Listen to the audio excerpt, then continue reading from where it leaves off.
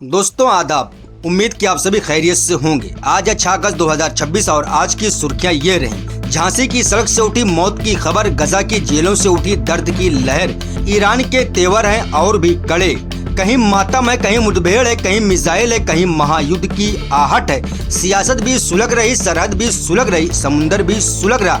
आखिर कौन लिख रहा दुनिया के अगले तूफान की पटकथा? आइए समझते हैं। मैं हूँ रियाज अहमद और आप देख रहे हैं हमारा खास शो बातें दुनिया की। वीडियो में आगे बढ़ने से पहले मैं आपको बताना चाहूँगा मेरे 900 से ज्यादा सब्सक्राइबर हो चुके हैं। जिन लोगों ने चैनल को सब्सक्राइब किया उनका बहुत बहुत शुक्रिया और मेरी दुआएं उन सभी लोगों के साथ। शुरुआत करते हैं सबसे पहले उत्तर प्रदेश की एक खबर के साथ। इस वीडियो की शुरुआत करते हैं उत्तर प्रदेश की एक बड़ी खबर के साथ। दोस्तों, एक ऐसी खबर जिसने पूरे उत्तर प्रदेश को हिला दिया। एक ऐसा परिवार जिसके नाम के साथ पिछले कई सालों से लगातार खून खराबा, मुठभेड़, जेल और मौत की खबरें जुड़ती रही हैं। अब उसी परिवार पर एक और बड़ा दुख टूट पड़ा है। मरहूम माफिया नेता और पूर्व सांसद अतीक अहमद के सबसे छोटे बेटे अबान अहमद एक भीषण सड़क हादसे में मौत हो गई। लेकिन सबसे बड़ा सवाल यही है, क्या यह सिर्फ एक सड़क हादसा था या फिर इसके पीछे कोई और कहानी छिपी है? मिली जानकारी के मुताबिक आज सुबह करीब 10:30 बजे अबान अहमद अपने कुछ साथियों के साथ कार से प्रयागराज से झांसी जा रहा था। उनका मकसद अपने बड़े भाई अली अहमद से मुलाकात करना था, जो इस समय झांसी की जेल में बंद है। बताया जाता है कि रास्ते में झांसी कानपुर हाईवे पर पूंछ थाना इलाके के पास उनकी कार अचानक तेज रफ्तार में बेकाबू हो गई। देखते ही देखते कार सीधे डिवाइडर से जा टकराई। गवाहों का कहना है कि टक्कर इतनी जोरदार थी कि कार का अगला हिस्सा पूरी तरह क्षतिग्रस्त हो गया। इस हादसे में अबान अहमद और उनके दोस्त सोनू की मौके पर ही मौत हो गई। कार में बैठे 3 दूसरे लोग भी गंभीर रूप से घायल हो गए, जिन्हें तुरंत अस्पताल ले जाया गया, जहां उनका इलाज जारी है। अब यहाँ तक तो एक सामान्य सड़क हादसे की कहानी लगती है, लेकिन दोस्तों जैसे ही लोगों ने सुना कि मरने वाला शख्स अतीक अहमद का बेटा है, सोशल मीडिया पर तरह तरह की बातें शुरू हो गई। कई लोग सवाल पूछने लगे, क्या यह सिर्फ एक्सीडेंट था या इसके पीछे कोई साजिश हो सकती है? हालांकि अभी तक पुलिस ने ऐसी कोई भी बात की तस्दीक नहीं की। एक घायल व्यक्ति ने पुलिस को बताया कि कार काफी तेज रफ्तार में चल रही थी। शुरुआती जांच में भी यही सामने आया कि ड्राइवर कार पर नियंत्रण नहीं रख सका और गाड़ी डिवाइडर से जा टकराई। पुलिस आसपास लगे सीसीटीवी कैमरों की फुटेज भी खंगाल रही ताकि हादसे की असली वजह पूरी तरह साफ हो सके। यानी इस समय आधिकारिक तौर पर इसे सड़क हादसा ही माना जा रहा, लेकिन लोगों के मन में सवाल उठ रहे हैं क्योंकि अतीक अहमद के परिवार के साथ पिछले कुछ सालों में लगातार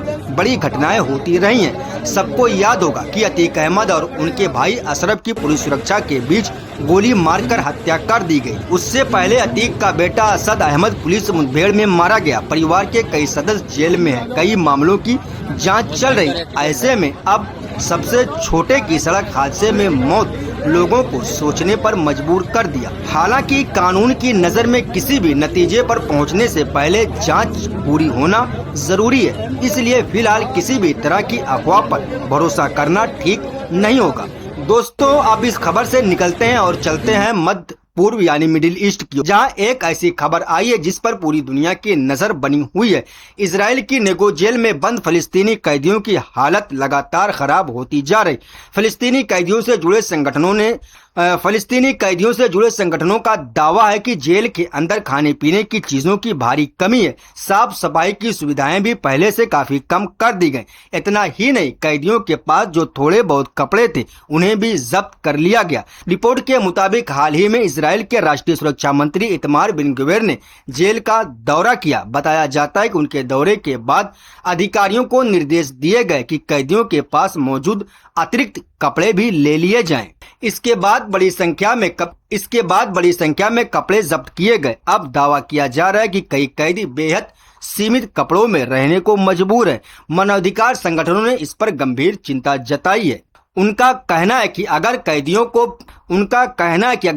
को खाना, दवाइयां, साफ सफाई और बुनियादी जरूरतों से भी वंचित किया जाता है तो इससे जेल के अंदर मानवीय संकट और गहरा सकता है। दूसरी तरफ इजराइल लंबे समय से ये कहता रहा है कि उसकी जेलों में सुरक्षा सबसे बड़ी प्राथमिकता है और सुरक्षा व्यवस्था के तहत कई कड़े कदम उठाए जाते हैं। दोस्तों, लेकिन एक बात साफ है कि गजा जंग शुरू होने के बाद से इजराइल और फलस्तीन के बीच तनाव सिर्फ जंग के मैदान तक सीमित नहीं रहा, उसका असर जेलों, शरणार्थी शिविरों और आम नागरिकों की जिंदगी पर भी साफ दिखाई देता है।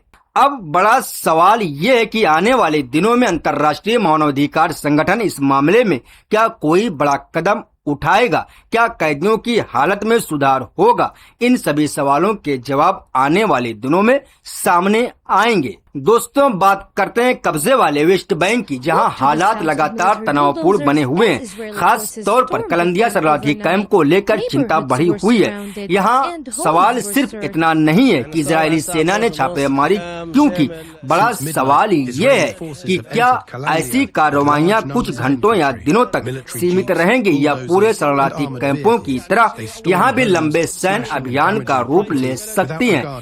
स्थानीय लोगों के लिए यही डर सबसे बड़ा है। कलंदिया कोई सामान्य रिहायशी इलाका नहीं है। यहाँ बड़ी संख्या में फलस्तीनी परिवार रहते हैं और लंबे समय से सुरक्षा अभियान, गिरफ्तारियां और आवाजाही से जुड़ी पाबंदियां स्थानीय जीवन का हिस्सा रही हैं। ऐसे में जब सेना बड़ी संख्या में किसी इलाके में दाखिल होती है, घरों की तलाशी होती है, गिरफ्तारियां की जाती हैं, रास्तों और बुनियादी ढांचों को नुकसान पहुंचाने की खबरें आती हैं, तो इसका असर सिर्फ उस रात तक नहीं रहता। इसका असर अगले दिन स्कूल जाने वाले बच्चों पर भी पड़ता है, काम करने वाले आदमी पर भी पड़ता है, बीमार आदमी को अस्पताल पहुंचाने वाले परिवारों पर पड़ता है और सबसे बढ़कर इसका असर उस डर पर पड़ता है जो लोगों के दिलों में बैठ जाता है कि पता नहीं अगली रात क्या होने वाला है। यहाँ एक और सवाल पैदा होता है, आखिर इजराइल वेस्ट बैंक के शरणार्थी कैंपों में इतनी सख्ती क्यों कर रहा है? इजराइल का तर्क आम तौर पर यह रहता है कि ऐसे ऑपरेशनों का मकसद हथियारबंद समूहों, संदिग्ध हमलावरों और सुरक्षा खतरों के खिलाफ कार्रवाई करना है। लेकिन फिलिस्तीनी पक्ष और कई अधिकार समूह आरोप लगाते रहे हैं कि बड़े पैमाने की छापामारी, गिरफ्तारियां, घरों को नुकसान और आवाजाही की पाबंदियां आम नागरिकों को भी इसकी कीमत चुकाने पर मजबूर करती हैं। इसलिए एक ही घटना को दोनों तरफ से बिल्कुल अलग अलग नजरिए से देखा जा रहा है। इजराइल इसे सुरक्षा से जोड़ता है, फिलिस्तीन इसे अपनी जमीन, घर और मुस्तकबिल से जोड़कर देखते हैं, और यही टकराव इस पूरे मामले को और ज्यादा पेचीदा यानी जटिल बना देती है।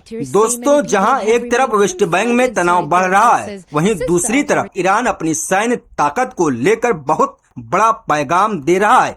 ईरान के कार्यवाहक रक्षा मंत्री ब्रिगेडियर जनरल सैयद माजिद ने दावा किया है कि ईरान की अपनी बनाई हुई यानी स्वदेशी सैन्य तकनीक क्षेत्र में मौजूद आयातित रक्षा प्रणालियों से बेहतर है। अब इस बयान को सिर्फ एक लाइन की खबर समझकर आगे बढ़ जाना ठीक नहीं होगा, क्योंकि असली सवाल ईरान ने ये बात क्यों कही, और दूसरा सवाल आखिर ईरान दुनिया को क्या बताना चाहता है। दोस्तों, ईरान पिछले कई दशकों से पश्चिमी पाबंदियों का सामना करता रहा है। इन पाबंदियों की वजह से उसके लिए आधुनिक विदेशी हथियार और उनके पुर्जे हासिल करना आसान नहीं रहा।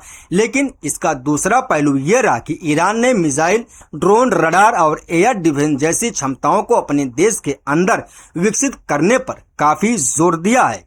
अब ईरानी क़यादत इसी चीज को अपनी ताकत के तौर पर पेश कर रहा है। सीधा सा मतलब है, अगर आप हमें हथियार नहीं बेचेंगे तो हम अपने हथियार खुद बना लेंगे। और अब ईरान उससे भी एक कदम आगे जाकर दावा कर रहा है कि उसकी बनाई तकनीक सिर्फ काम चलाऊ नहीं बल्कि क्षेत्र में मौजूद कई आयातित प्रणालियों से बेहतर है। यह ईरान का दावा है दोस्तों, बात करते हैं उस खबर की जिसने एक बार फिर लाल सागर और अदन की खाड़ी में तनाव बढ़ा दिया। यमनी सशस्त्र बलों ने दावा किया कि उन्होंने सऊदी अरब के डेजी नाम के एक तेल टैंकर को बैलिस्टिक मिसाइल से निशाना बनाया। उनके मुताबिक मिसाइल अपने लक्ष्य पर लगी और जहाज को पीछे हटना पड़ा। हालांकि इस दावे की अभी तक किसी आजादाना अंतर्राष्ट्रीय एजेंसी या आधिकारिक सऊदी बयान से तस्दीक नहीं हुई है, इसलिए इसे फिलहाल यमनी पक्ष का दावा ही माना जा रहा है। दोस्तों, अगर आज की पूरी रिपोर्ट को जोड़कर देखें तो एक दिलचस्प तस्वीर सामने आती है। एक तरफ भारत में अतीक अहमद के परिवार से जुड़ी दुखद खबर ने लोगों का ध्यान खींचा, दूसरी तरफ फलस्तीनी कैदियों की स्थिति और वेस्ट बैंक में बढ़ता तनाव ये दिखा रहा कि इजराइल फलस्तीन संघर्ष अब भी बेहद संवेदनशील दौर में है।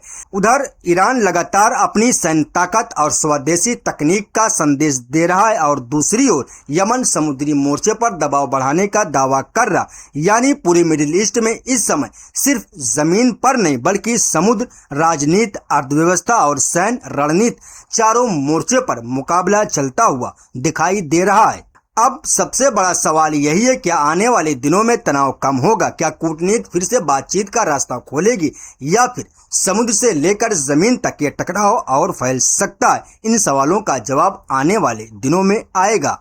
लेकिन इतना तय है कि मिडिल ईस्ट की हर नई घटना अब सिर्फ इलाके तक सीमित नहीं रहती बल्कि उसका असर दुनिया के राजनीति, तेल बाजार, व्यापार और सुरक्षा व्यवस्था तक महसूस किया जाता है। इसी के साथ आज की रिपोर्ट यहीं समाप्त होती है। अगर ये विश्लेषण आपको पसंद आया तो आप इसे अपने दोस्तों तक जरूर पहुंचाएं। मिलते हैं अगली रिपोर्ट में एक नई और अहम खबर के साथ। तब तक के लिए अपना ख्याल रखिएगा। अल्लाह हाफिज।